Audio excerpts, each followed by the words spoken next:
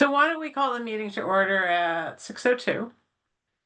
And I hope everybody is having a good October in Salem. Brooke, if you're running the slideshow, can we go to, we'll just talk briefly about the agenda, which is pretty focused tonight on design update, which is like as last month, pretty extensive. We're going to do a little bit of my regular update on the milestone schedule, introduce a couple of the Shawmut Rich team members who weren't available at the last meeting, and have the design progress update and the finance working group up. So if we go to the next slide, everyone should have received the minutes that Christian circulated. So if, does someone want to make a motion on the minutes? Move to approve. Okay, Bob made a motion to approve. Do we have a second? Second. Second by Keith. Great. So I'm just going to call roll. Anthony Delaney, Yes. Matt Formica. I think I have to abstain because I wasn't there. Okay. Jenna, same thing, I think. Yeah, same thing. Lori Miranda. Yes. Bob McCarthy. I have to abstain, but I read the minutes, so I have no problem taking the vote either way, but I'll abstain just for clarity. Okay. Is Perla here? Yes, I am. And I am abstaining as well since I was not present.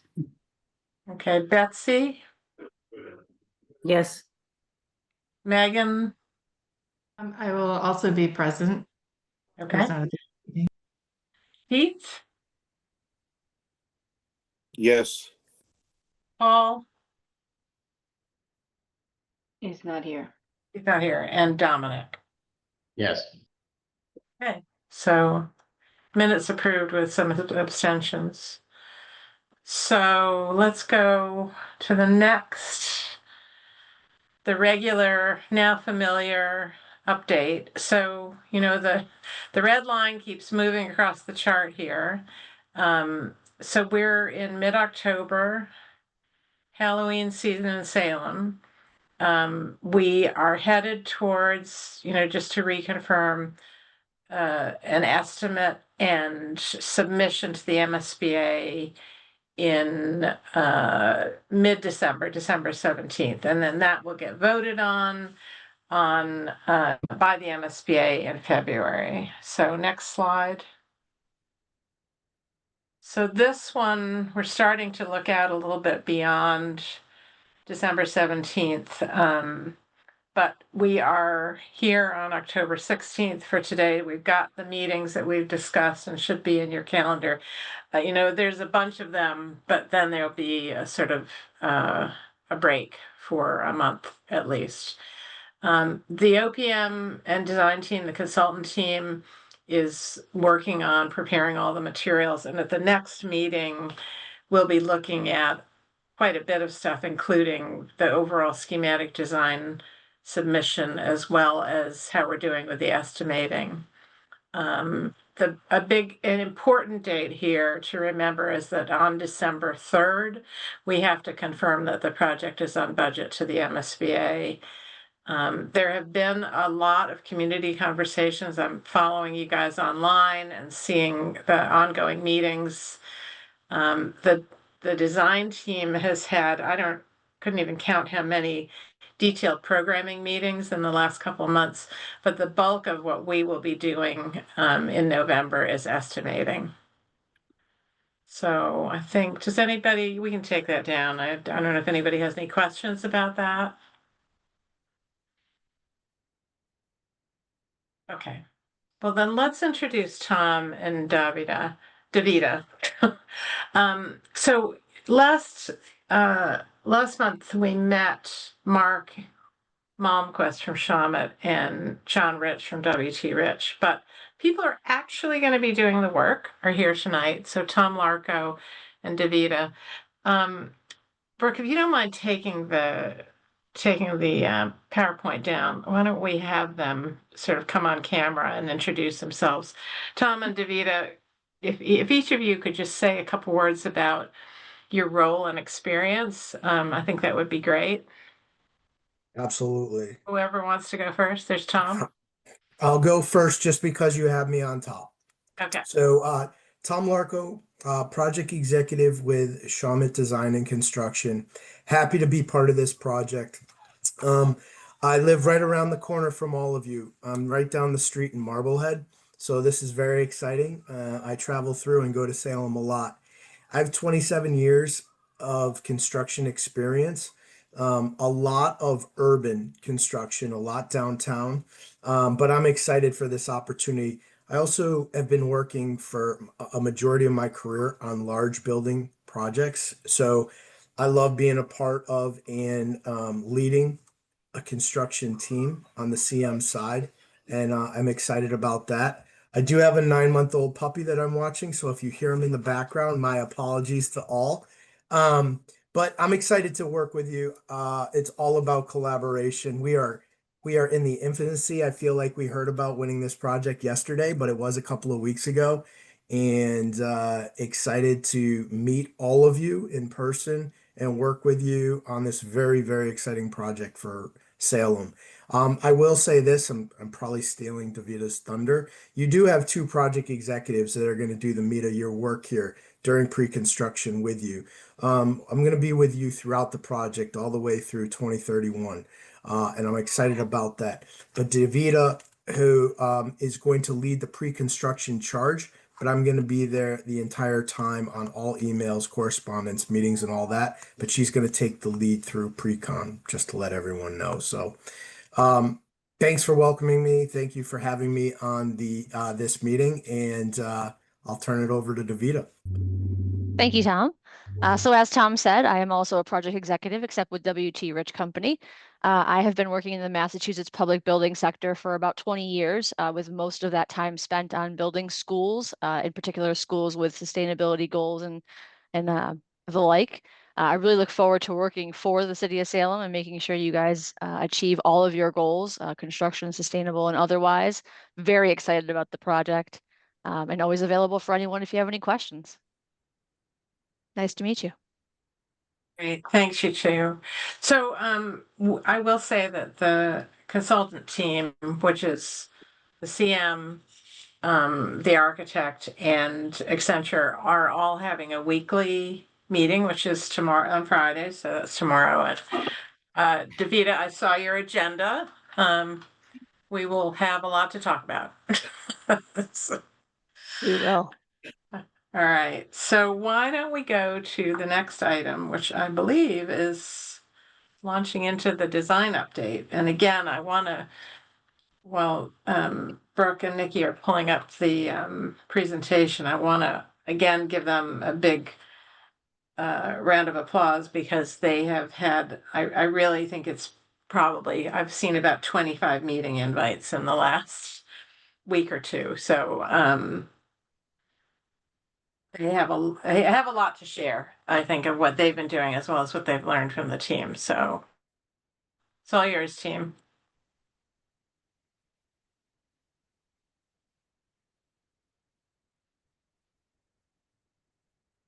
Can you see my screen, everyone? We can. All right, I'm in a weird mode tonight in terms of visibility, but good evening, everyone. Nikki Lou will be presenting with me tonight, and we are going to give the design update. The design team has been extremely busy, as Margaret said. We have been having programming meetings. We're going to show you just visually the plans. I think they'll look very different to you.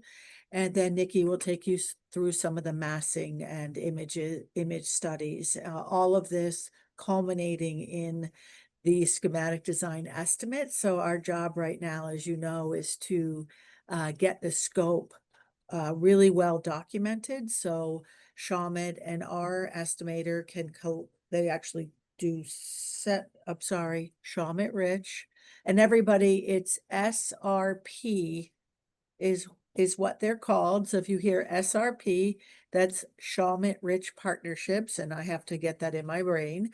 So the SRP team will also be doing estimates alongside of us and responding to our questions. There's not a lot of time, but we will collaborate to get to that point. As I mentioned, we've been having a lot of programming meetings. We put out the survey for everyone, so they have provided their feedback. We have been meeting to review the layout. We provided the presentation in a shared link to everyone. There's a lot of notes on them, and we're asking for homework, which is to provide comments on the presentation, the layouts that were provided. We also want to know the equipment that will be reused, because that's really important in order to save money in the project. So if something's fairly recent, we're going to suggest that it's reused. And then we will then take that, so that's that little thing here, little bubble, thought bubble, provide feedback, determine what equipment will be reused, and then we'll do a final layout for the cost estimating phase. Here are some of the meetings on the left that we've held. We have these 3 meetings on Monday and a few more to schedule. So we're doing well. Everybody has been really great. Here's just an example of the media center. And Beth was wonderful. She said, I will say she was a little skeptical going into the meeting and left very excited about the space. And all of these, I think, can be accessible to the committee. Why don't we take another round of these? We will be providing room data sheets, which means that it will outline all the flooring materials, the ceiling materials, the finishes, the systems, the lighting, that's required for the MSBA submittal. We are required to do a submission in this phase, which is the schematic design phase, which is that, 1,000-page book. So just because we get the estimate ready and the drawings and specifications done, it does not mean we are done our job, because we have to put the book together. And that book is what's due December 17th, along with the final estimate, etc. So once you get the estimate, we'll determine if we need to make adjustments. Hopefully we'll be on budget. Prices are tracking a little better. I don't want Tom and Davida to be upset that I said that, but things are not worse than they've been in terms of pricing. So we're hoping we'll be on that wave of pricing. So I'm not going to get into the details of the site plan, because we have spent a lot of time on this together and nothing has really significantly changed. I'm going to bring up 2 points, which there's been a lot of discussion about. So we appreciate everybody who has engaged in this conversation. We know that the school has a strong desire to relocate the automotive temporarily while the building is being constructed. The automotive is perfectly in line with the new construction. It cannot stay there while the SRP team is building the building and phasing the building. So the thought was that we would, and I think the team showed you some ideas. Did you go through some of these ideas in the last meeting? I think you saw it. So the thought is that while we have a temporary automotive building, it could also later serve as a storage building. We also have some other site needs, some electrical needs for the campus, some technology needs for the campus. So it could be in that building, and I'm just telling you the current thinking. In addition, it's possible that we could have some toilets for the site there, which would solve your problem of not having to go into the building to access accessible toilets. So I think everybody's really excited about that. In addition, we had further conversations about the Salem Diner, and just for sense of scale, this is the scale of this diner with, in relative to that space. So it's pretty tiny. We're not assuming at this point that we are including the back building. You know how that diner has that, it's probably a kitchen back there. We're not assuming that. I know that Rick Jones, his company, did some drawings for this, so we are getting access to that. So we're thinking the Salem Diner can sit in this landscape where the basketball courts were located, and sit in this landscape, and you can get to it without a lot of accessibility issues. So we're preparing for that. We're preparing water and power to that location, but of course we don't have the diner in our scope, and it's not in the construction manager's scope. So I'm going to pause for a second and see if anybody wants to provide feedback. If the mayor, who's been, and others who've been advocate for both of these, would like to provide any feedback on this discussion. Sorry, go ahead. Go for it.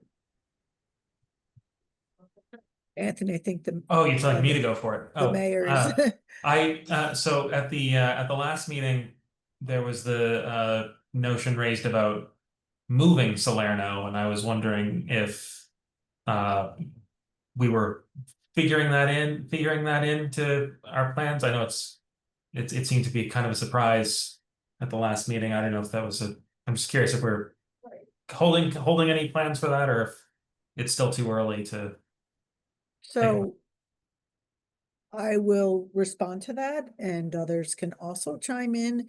If it's the same amount of money to build a smaller building, because we don't need the 8,500 square feet, we could probably do this in about 5,500 square feet, a lot less square footage, and we can design something that fits within the context and design of the campus for the same price or less.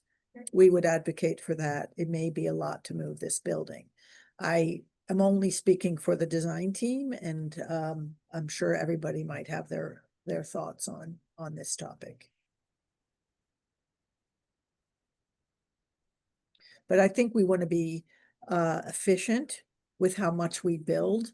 There was discussion that Rick suggested that the classroom be used inside the building, and we'll probably talk about that further, so you don't have to spend, you know, $1,000 or $800 a square foot or whatever it is to build extra space that you don't need. And then with Mario, we can look at how many lifts do you need, and how much of the alignment. The really fun thing is, I don't know if Z's on the call, but Z was hoping for a lift in to service his trucks. And if we have that storage building and we keep one of the lifts, then he gets that little piece of program in the future. So it could serve a lot of purposes. And I will say that a lot of projects end up doing this anyway. So if it can serve a lot of uses, that would be really great.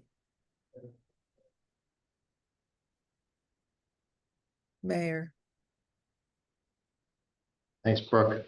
So just seeing this now for the first time, I mean, I'd be concerned about the diner is like, it's being placed in a landscaped area that doesn't feel like it's consistent with the aesthetics of a diner. And I'm wondering what happened to the conversation about, you know, the diner retaining the place where it had originally been thought of, and the space behind it being used for a temporary automotive building that could then eventually be storage and bathroom site, because it's more proximate to both athletic facilities.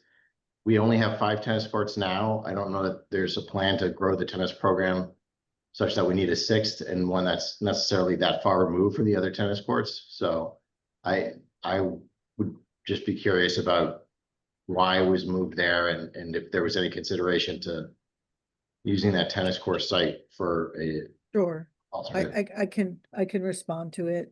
That area will require blasting to, there's a grade change there. It's not flat. So an automotive requires like direct access for a lot of trucks and getting up there. So right now the team thought there'd be a decent amount of reconstruction of that area to make that happen. If you put automotive, he's saying put automotive where 5 is, and put the diner where this red, can you see my mouse? Put the diner where where this is. So right now, the concern is how much will it cost to do that, to put automotive? How will you get trucks up there into that building? Because you obviously have to get trucks to the lifts. And can we really make that work in terms of site grading and site access? So that's why, because it's not flat. I don't know if Sean or Tom or Davida, I don't know if you've looked at that further. I know you did talk a little bit about this site up here. We didn't know I was going to call you the first meeting. I know, right? Yeah, there's a steep slope back there, and I think you made a good point about how much ledge is under there. You'd have to look at it further, but yeah, for the first meeting, that's what I will say. I agree with you, Brooke. There's it might not be as easy. It looks flat looking at this plan, but it's a bit of a steep pitch in that area. Yeah, so Mayor, we can look at it and we can continue the conversation and whether the diner goes right here or someplace else that feels a little more contextually urban, like where it is now. I think we could probably work on that a little more. Yes, yeah, think it's the also, good news- also yeah. the proximity to both fields. Like it feels like we're Sure. telling the baseball boosters and teams that they have access to this facility, but it's removed from tennis. It's removed from softball. But I appreciate maybe we can relook at it. Sure, we'll spend some time on that this week and next week, and we'll report back. We'll work with the SRP team to think about where that could go at our design team. So thank you for the comment. Mario, did you want to?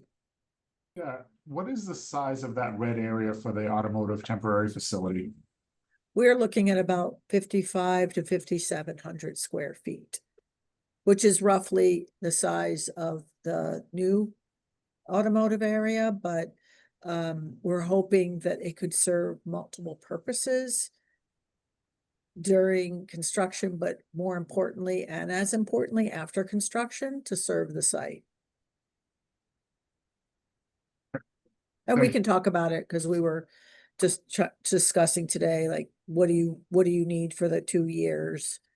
What's necessary? Because we don't want to overbuild. Whatever we can, however we can reduce. I do feel that if we are gonna use, or if the committee wants me to apply for this grant funding for this build, I kind of need to get this information kind of wrapped up over the next week, because the grant is due in a month. Oh, okay. Well, Obviously, we'll give you it's not a conversation for this committee, but it's something that I think we need to take offline as to what's going to happen with this and what is the full purpose. Because we can build something temporarily, or we can build something that actually can be continuously used as night school as well. So, all right, that's a big discussion and we're happy to have it. So let's schedule a meeting with those who require participating, and we'll go through that. We're happy to program that building as required. Anybody else on this topic? I just want to bring up something. I think Dr. Zweig, we talked about wireless on the campus, and there was a discussion that we would work. And did you want just me to say that the idea was that there would be wireless accessible throughout the campus, and that would allow sort of students who don't have wireless at home to be able to access wireless. Some campuses have different opinions about it. We didn't do it in one school and we had to go back and do it, but this is entirely the call of Salem. And I think the direction today was to make sure the whole campus had access to wireless.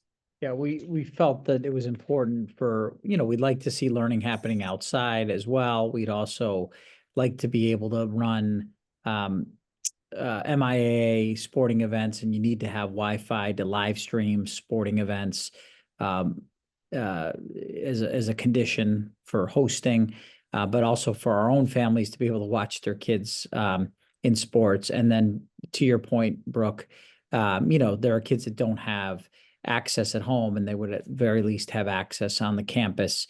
Even if they had to, if they couldn't get wireless access at their home. So we thought it was very important, Glenn and I think Glenn's on as well, to expand, to have access all throughout this campus. So that's how we're proceeding at this time. Does anyone have any comments on that? Okay. The other thing just to mention is today there was a meeting with the SRP team as well as the OPM and our office, and Neil brought up, could the Horace Mann geothermal under Horace Mann Field be located at the parking? And there were a lot of discussions about that, a lot of conflicts in that area, the footings of the solar canopies, there's retention and detention in there, lots of things going on. So it was determined that the geothermal would stay in the Horace Mann Elementary School field at this time. So just reporting back. And outside of that, I think there are no more items to report. We're just continuing the coordination and review of that.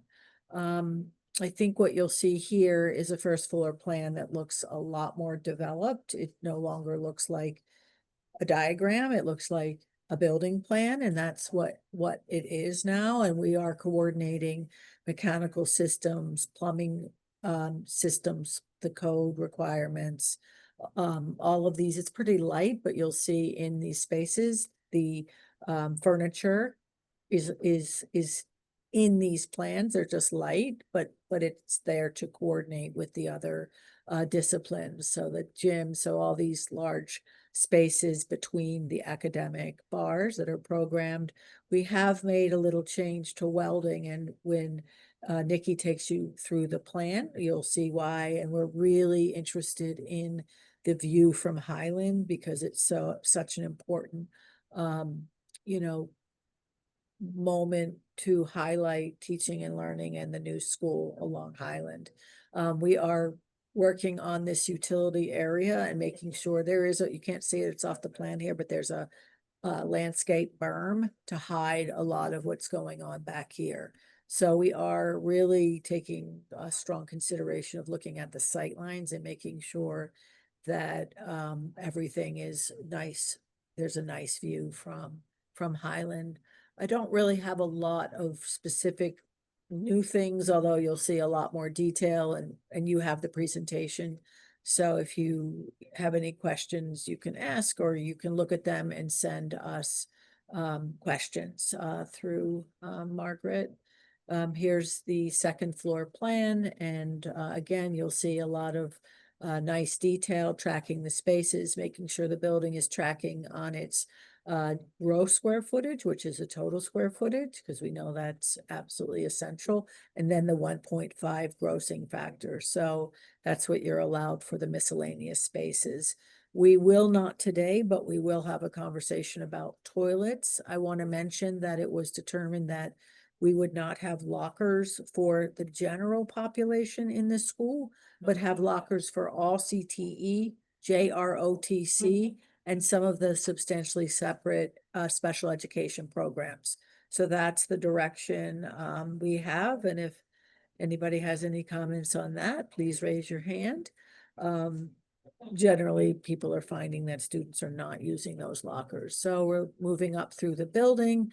We are working on hiding all of the mechanical systems, and you all have looked at buildings where they didn't look at the mechanical systems close enough and they're just out there, and we're trying to hide them in mechanical wells and with mechanical wells and screens.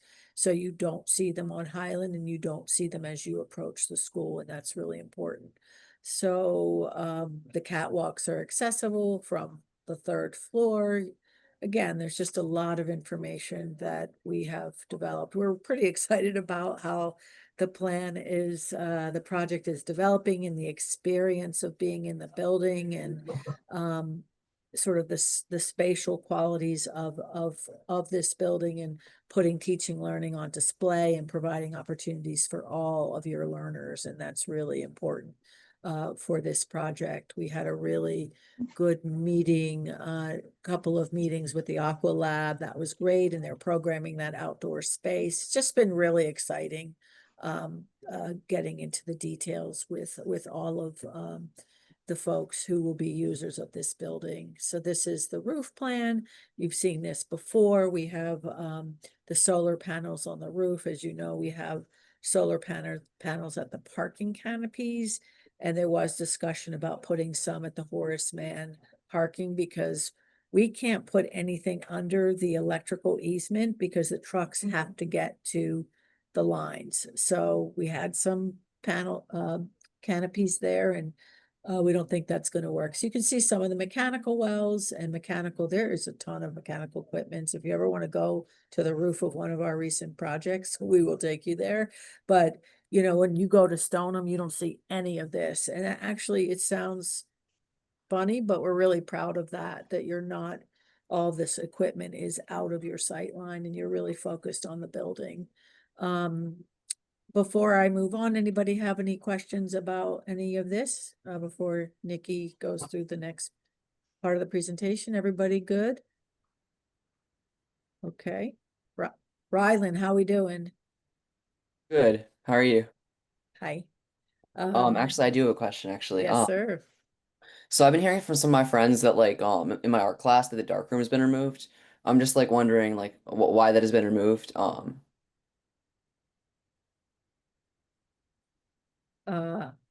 let someone else answer that question. Sorry about calling him Rylan, but he has a good question.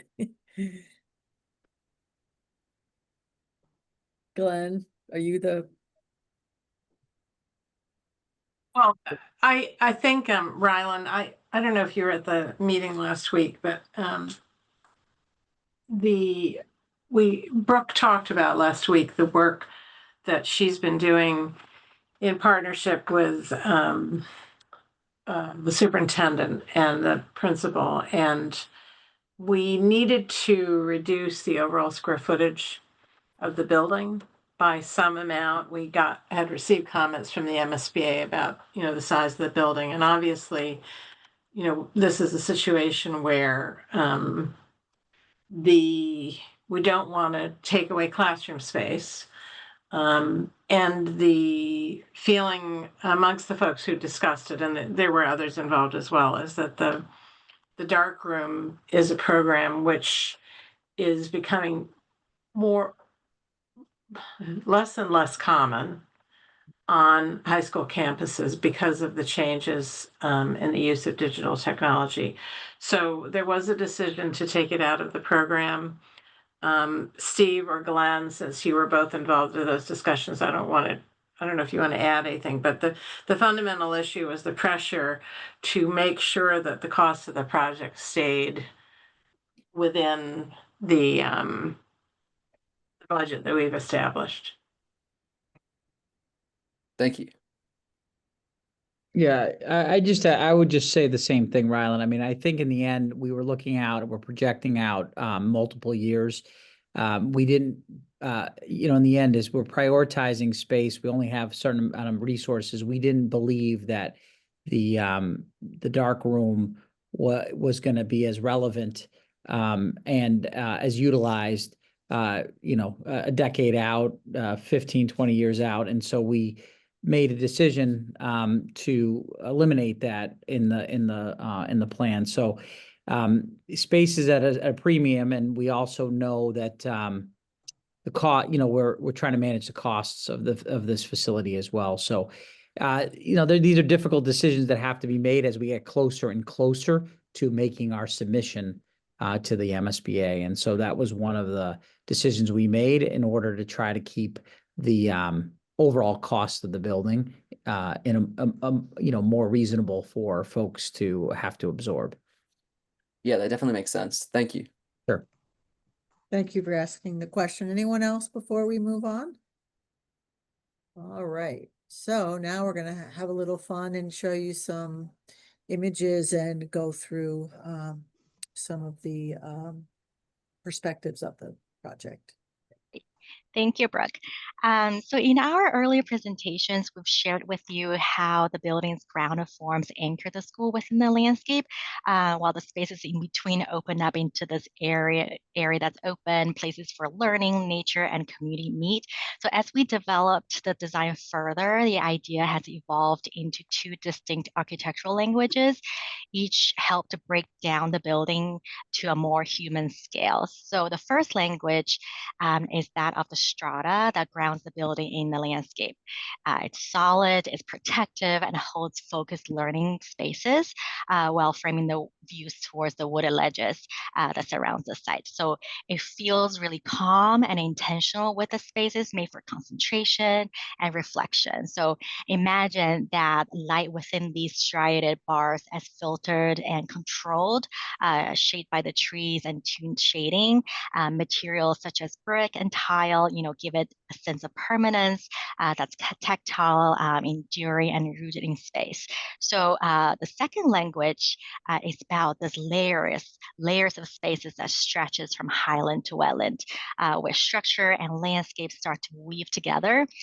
This canopy is more porous and social. It invites movement, conversation, and connection. So light filters through it. You imagine it being in a forest, shifting, the lights shifting, it's dappling throughout the day. Warm timber frames and delicate shading screens will give this layer a lighter and more open feel. So it's a place where people and ideas and nature intersect. So in the next slide, these two presidents' images draw directly from the site's natural beauty and expresses that dual architectural languages, the strata versus the webbing, the solid versus the layered. And as we develop these languages further, we're carrying the concept of highland to wetland into a fabric of the building, designing a school that feels alive within that transition. So between the solid classroom bars, we're creating a vibrant layering of spaces that support different ways of learning. So places for students, teachers, and staff to really slow down and gather and reflect. These wedges of spaces flow seamlessly from the outside to the inside, blurring the line between the building and landscape. So the design really begins to be in the landscape itself, where, tall grasses and functional wetlands form this rich, shifting layer. And in the next slide, we are starting to develop the facade and thinking about how to transform that strata language into the skin of the building to create a sense of grounding and permanence. So we envisioned the bars in brick masonry with calm, consistent, and warm texture. And building on that idea, we're introducing a horizontal pattern. So it reinforces the layered character of the strata and deepening its connection to the landscape. And next, we will look at a few views through the site that show how architecture supports the student experience, and it begins to express these two distinct languages. So in this view, of the drop-off loop, the building gently reveals itself through the layers of landscape, and the ends of the bars are oriented towards the immediate surroundings, where natural wooded ledges frame the view. So the approach allows the spaces between the bars to take its own character, opening south towards the central green and creating a more personal connect experience for the Salem students community. And as you move closer, these shifting bands of green define thresholds of student experience.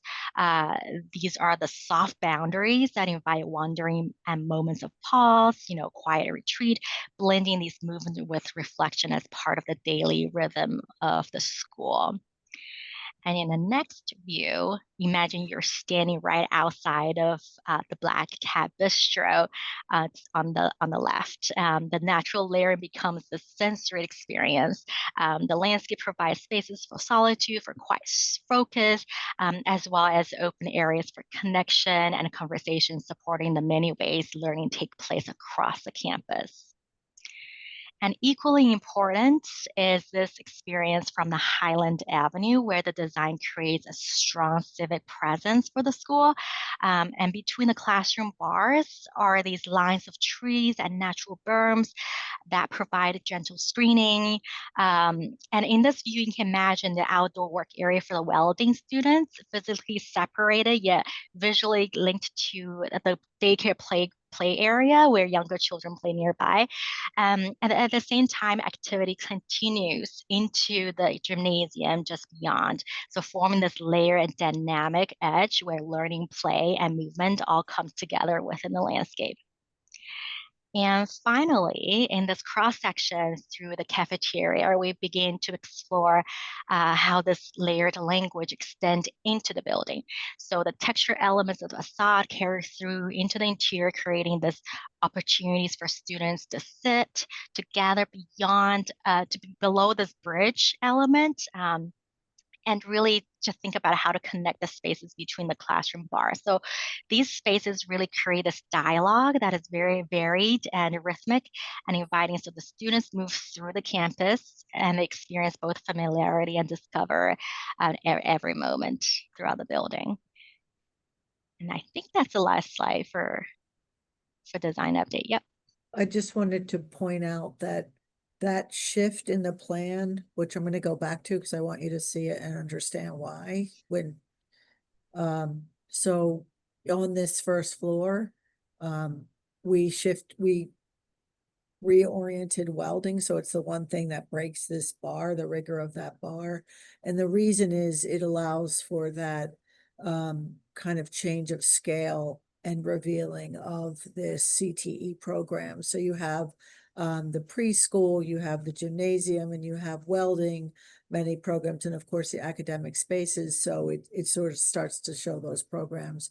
We wanted that view from Highland to be a little more dynamic than just kind of having this academic bar go right to the ground. So we think that was a nice move and will help activate that view from, as I said, from Highland.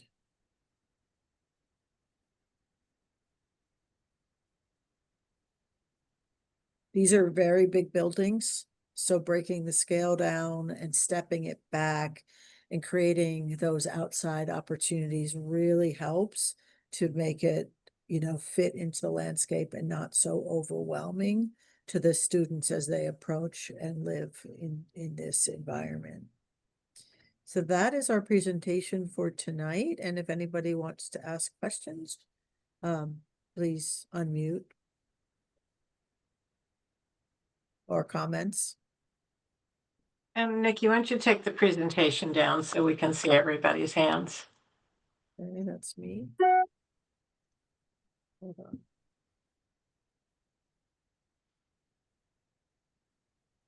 So weird thing today.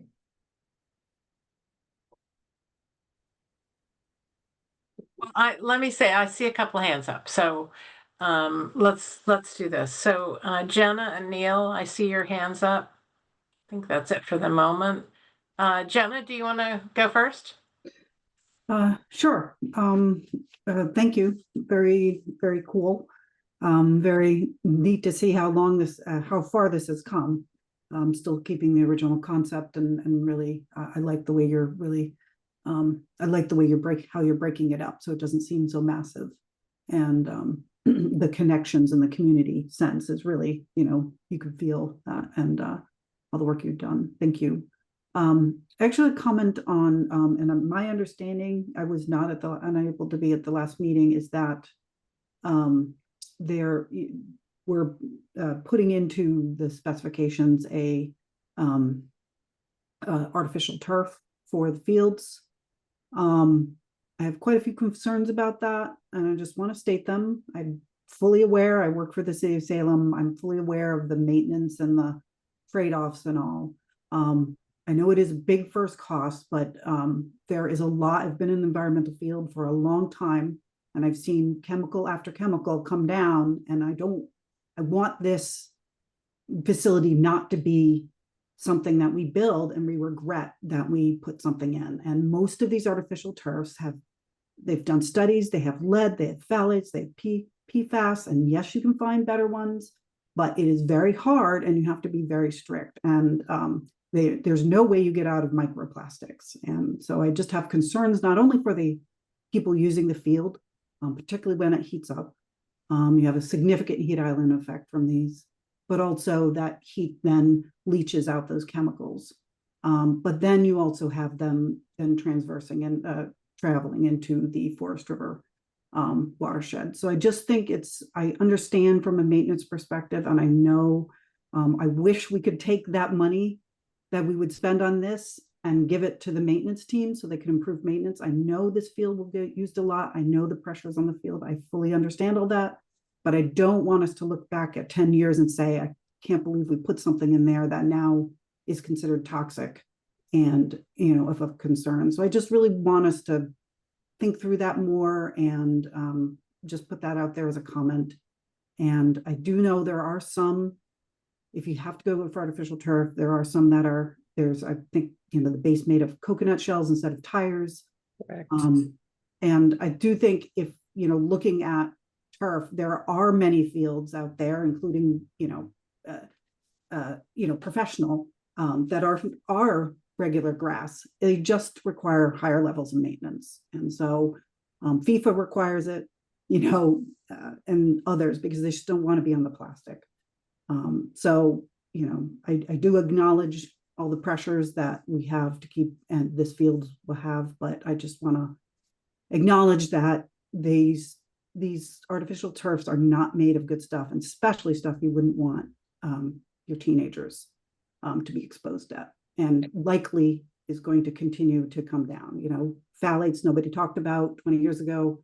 Now PFAS they didn't talk about 20 years ago. Now we're talking about them. Lead, I have no idea why they would put lead in it and still do that, but they do. So we just got to be cognizant of that decision and the ramifications, and really think about how we mitigate it if we're going to go with artificial turf and minimize it.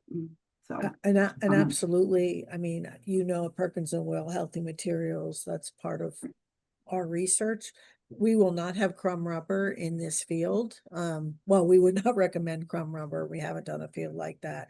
There are, as you said, there are coconut infills. There's I think soy pellets Salem's using.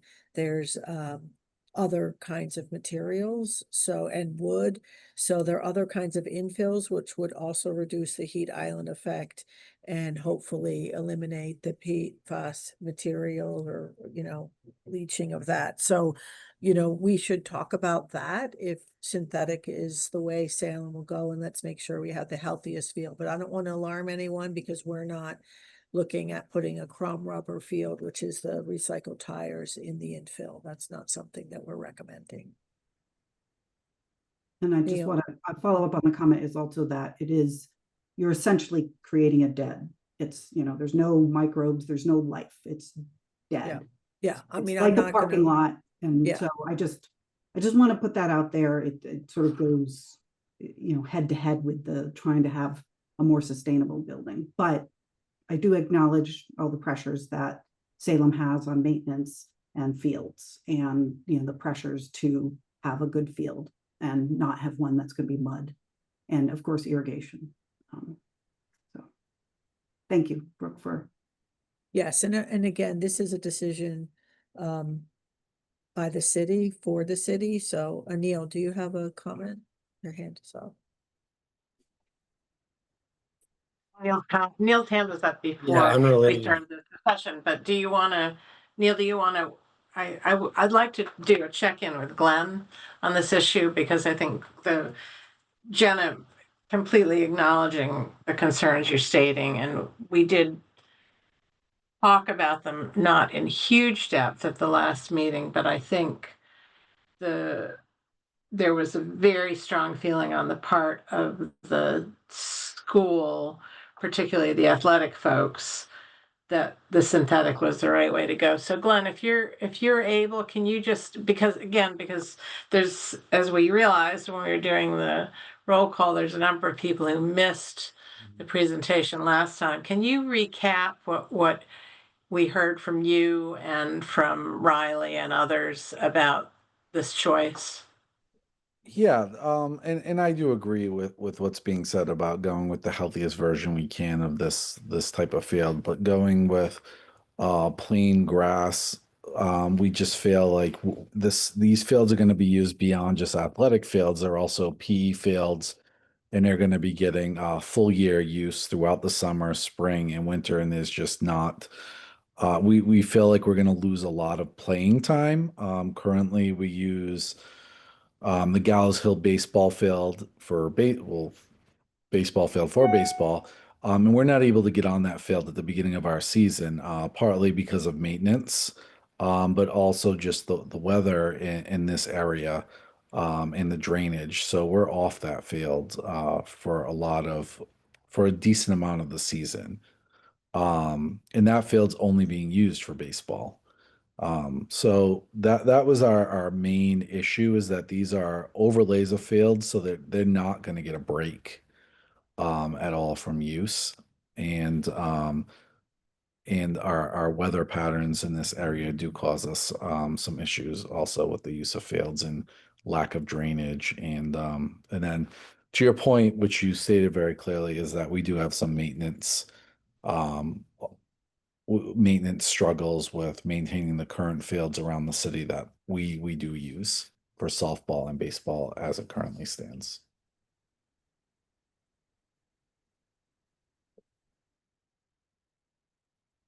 So does anybody, before we go back to Neil, does anybody else want to put their hand up because they have a comment about this particular topic about the fields, pro or con?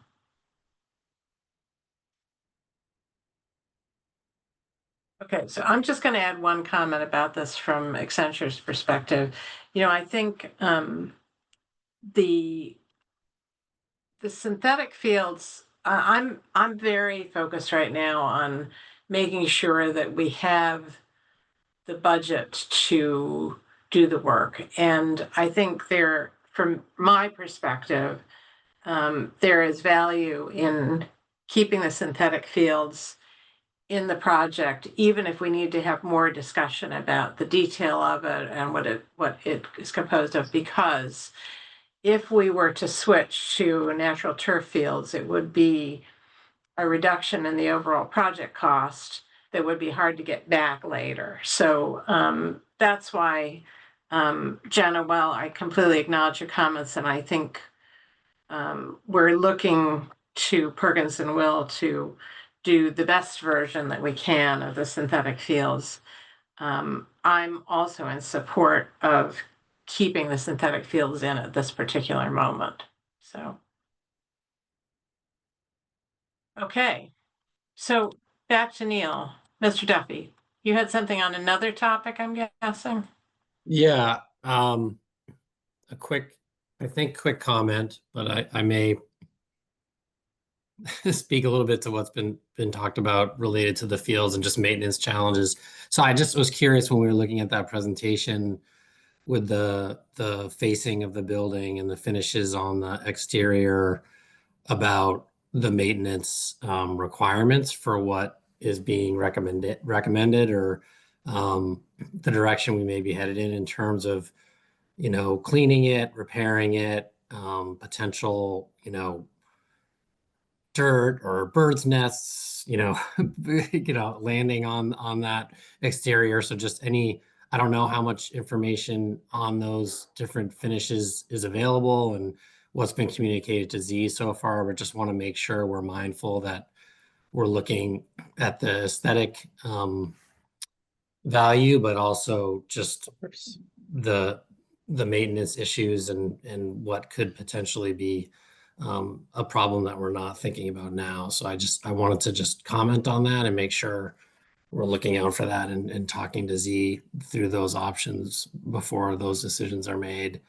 And I guess along those lines, just to comment on a little bit about what Jenna was saying about the maintenance challenges for the fields. I think those exist with our buildings too, and we are building a building that will require a lot of operational upkeep and maintenance, and new challenges. And so we do need to think about that, I think, in terms of what the existing operational budget is and what it will need to be to have this building operate as it's being designed to operate. So it's a larger discussion and one we need to continue to have. But I think I'll just use this opportunity to put an exclamation point on that idea.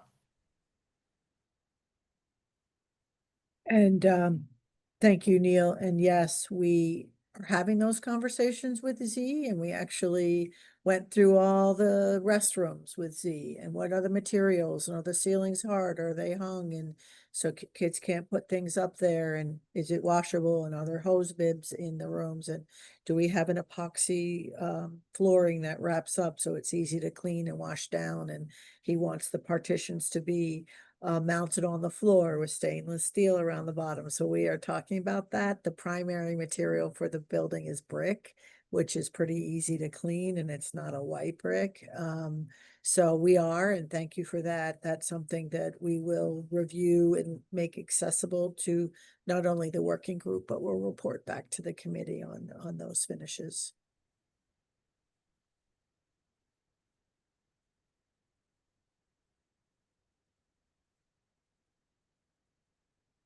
Okay, I see Matt's got his hand up.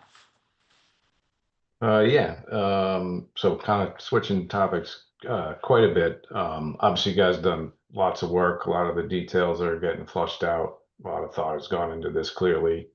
My sense is like a lot of good buzz about the project and Salem in general and where we're headed as a community. I think this project speaks to that.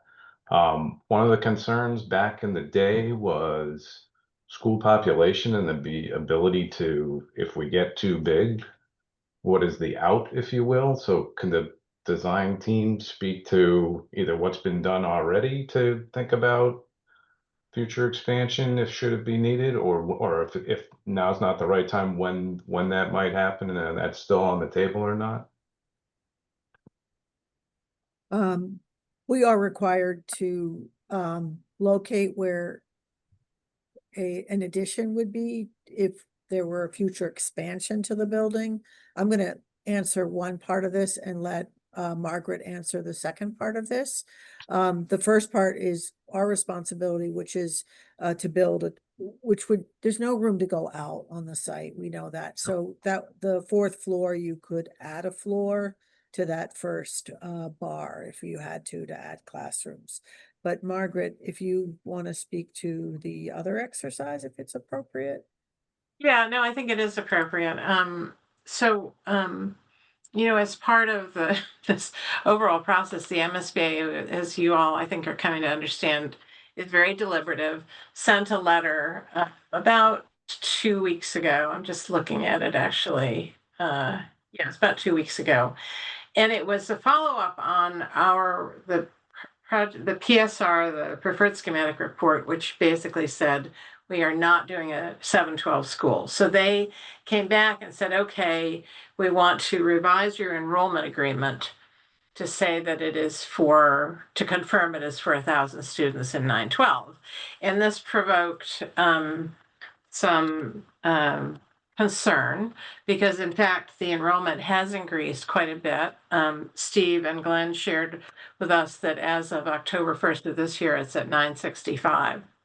So, baked into the design, there's some additional space, but what we did do, and this involved, some conversations with the MSBA, we have asked Perkins and Will to do what's called a capacity analysis, which will take a couple of weeks to do. But I think what's going to be really valuable about it is that it will look at several different ways of how the building could be used to sort of play out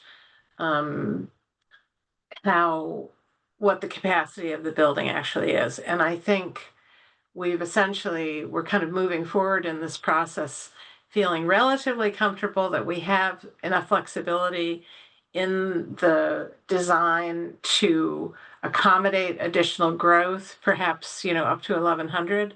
But I think the capacity analysis is hopefully going to help us really confirm this in a more numerical way. And the person who's doing the capacity analysis, for those of you who might remember way back at the beginning when we had, the big event with lots of folks from Perkins and Will, is a gentleman named Brad Rogers, who's sort of the data guru, I guess I would call him, for Perkins and Will. So that's actually just got started last week. Glenn is working on pulling together data for Brad, but I personally will be very interested to see what the outcome of that is. And I think it will also potentially give some insight into how scheduling can kind of further extend the flexibility of the building. Different approaches to scheduling. I mean, right now, and I think Glenn would agree with me, there's not a lot of focus on scheduling in order to operate the building because there's tons of space, right? So now we're going to build a smaller building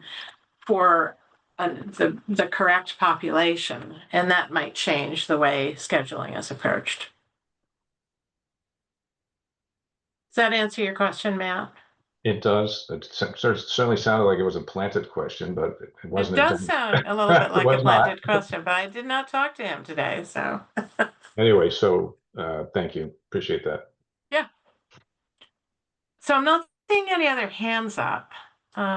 Anybody else have anything else they want to chime in on here? All right. Well, I think, oh, Bob has his hand up. Bob? Thank you, Margaret. Just a quick follow-up to what Neil had to say. I would concur. I mean, I think conceptually, you guys massing and everything with the building. I think it looks, it looks great on site and working through the spaces. But I think when I saw the presentation on like the brickwork on the outside, what only scares me about brickwork is cold weather. I mean, we have a lot of freeze thaw cycles, especially when you look at, what goes on. And it seems like the brickwork had a little bit of a texture to it, and it seems like the mortar joints were recessed back a little bit. So, my flag on that one is when it comes to maintenance and cleaning is, if you got water sitting in there and you go through freeze thaws, that's a problem.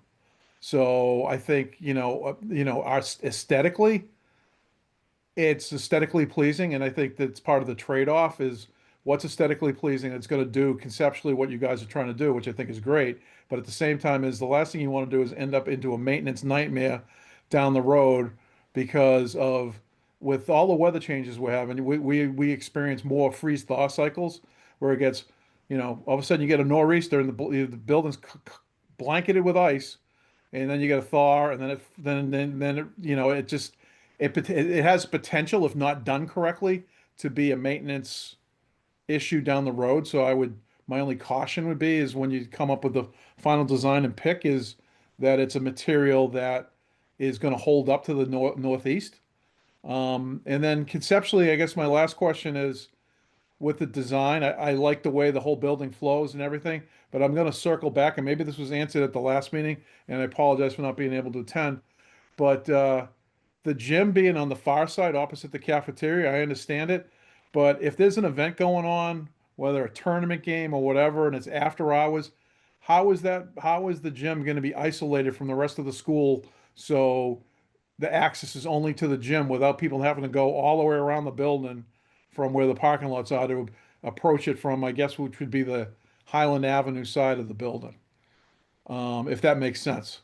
Yeah, we hear your question, but we think that the gym is located in a really great spot for the cafeteria can be a pre-function, the kitchen and servery area can service the gym when there are those games. It is tricky to go all the way around. We are talking about polling and getting the public getting into the gym. You can walk around the back and go directly in. You can actually walk, right from the parking lot or through the cafeteria. I'd say that it's not a separate building. You can get it in it at the back, and I can share again, but I think that, let me see if this is going to work. Do you see my Do you see my screen? Yeah.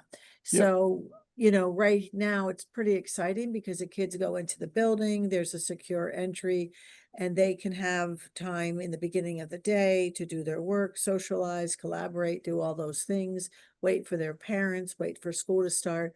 And then it's a pre-function for the gym, and the cafeteria is serving both the gym. The kitchen, I'm sorry, is serving both the gym and the cafeteria and the auditorium.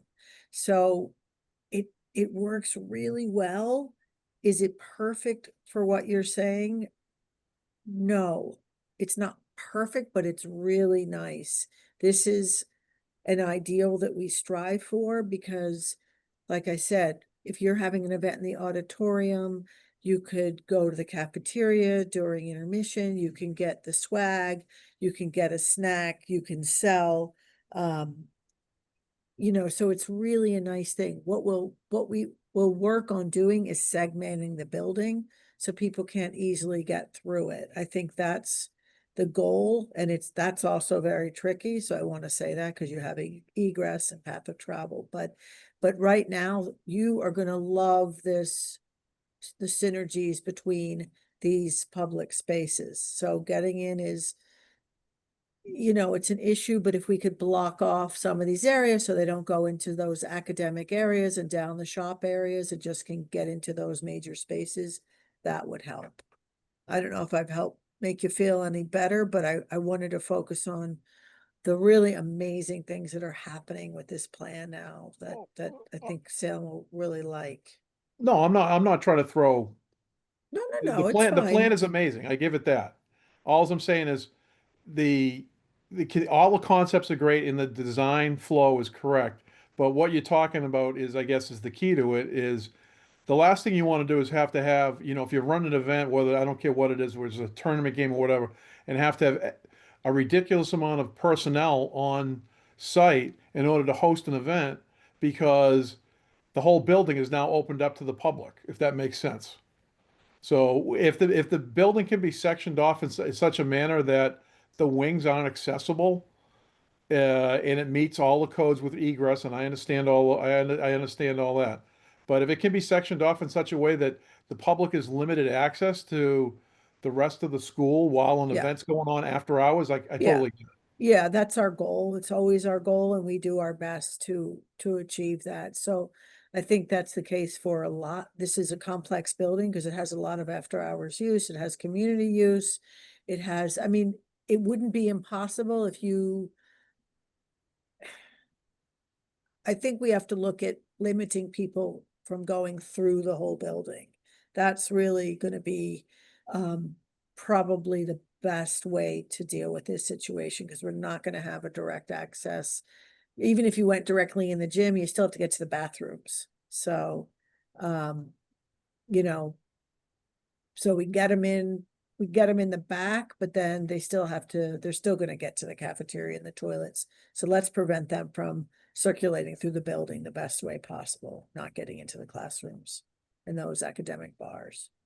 So, well, Yeah, Bob, yeah. can I just want to chime in here and say, the mayor has also raised a parallel issue, which is the school is used as a voting location.